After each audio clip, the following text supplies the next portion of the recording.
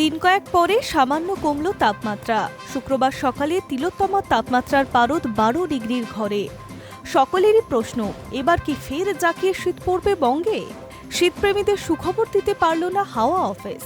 জানা যাচ্ছে, চলতি সপ্তাহেই কার্যত শীতের আমেজ শেষ হবে। সোমবার থেকে বুধবারের মধ্যে এক ধাক্কায় তাপমাত্রা বাড়তে পারে 3 ডিগ্রি। তবে আগামীকাল অর্থাৎ শনিবার পর্যন্ত জারি থাকবে উত্তরের হাওয়ার দাপট। হাওয়া অফিস সূত্রে খবর, শুক্রবার সকাল থেকেই কলকাতা ও জেলার সর্বত্রই কুয়াশার দাপট ছিল।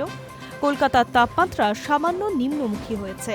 পশ্চিমের জেলার তাপমাত্রা ঘোরাফেরা করছে 7 থেকে 10 ডিগ্রির আশেপাশে। শনিবার পর্যন্ত উত্তর পশ্চিম শীতল হাওয়া ঢুকবে, ফলে শীতের শিরশিরানি অনুভূত হবে। রবিবার থেকে ধীরে ধীরে বদলাবে আবহাওয়া।